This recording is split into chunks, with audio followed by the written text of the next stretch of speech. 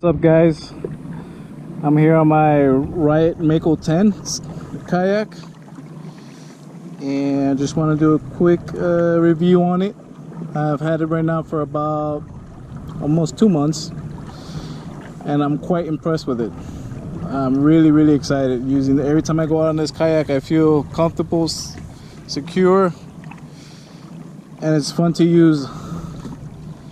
So far I've had no major issues with it, and it's very stable, it's sturdy. I use it mostly for fishing.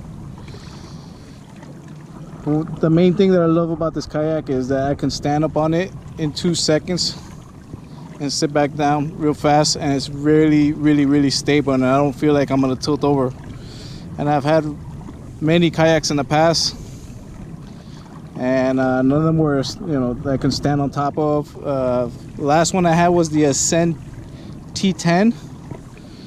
That one I tried to stand up on it. It's doable, but you have to have really good balance, and it's very, you know, your knees are very shaky. With this, I don't feel that way. I feel super comfortable and secure.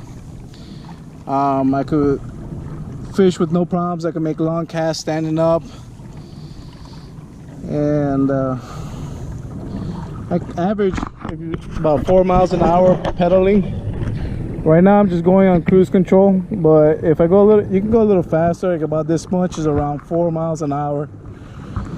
Usually the spots that I go to, they're only about a mile and a half long, so they only take me about 15 minutes to get there pedaling. The only one main issue that I have with this kayak is the steering control back there. It's controlled right here by this handle. This handle gets really loose, and the cables tend to expose on the, and they tend to pop out here on the sides. As you can see right here, it just popped out. Kind of have to wiggle it a little bit and wiggle it back in. And right, this part right here, if you tighten this down, it keeps that from happening, because there's like a little, it's concealed inside like a cap with the top part. So once you tighten this down, you won't have those issues. But after 2 trips of turning left and right, this tends to get loose again, and it starts to pop out. So I'm constantly, every other trip, I have to constantly adjust this and tighten it up a little bit more. But if it wasn't, sorry, I got fog in my glasses. But if it wasn't for that, man, this kayak would be amazing. It's perfect. It is a little bit hard to steer left and right. It's very firm. It's not as smooth, but it gets the job done. It's very spacious. As you can see right now, I'm just leaning back, just taking it easy on my way back, because I just finished fishing. I've been up since 5 in the morning.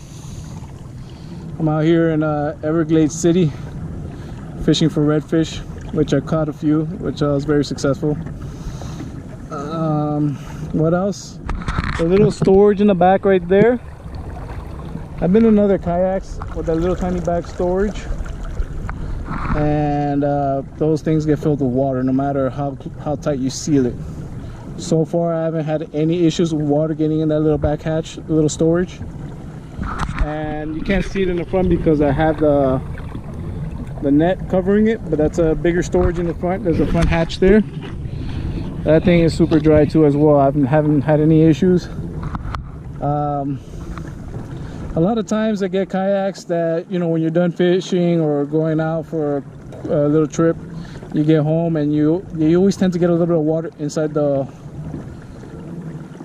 hole of the kayak, and you have to pour it out. So far this one, I haven't had no issues. I haven't had any water in there whatsoever. That little cap right there, you can see, is where you drain out in that little corner. But yeah, I haven't had any issues with that either. So as far as the pedal drive, very strong. You know, I can pedal pretty firm and hard, and I don't have any issues, and it stays stable with the clamps down there. It stays clipped on.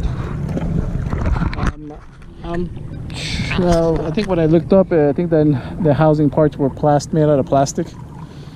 but they recommend that you, the same thing as rods, you know, every time you go out in salt water or fresh water, just rinse it out every single time.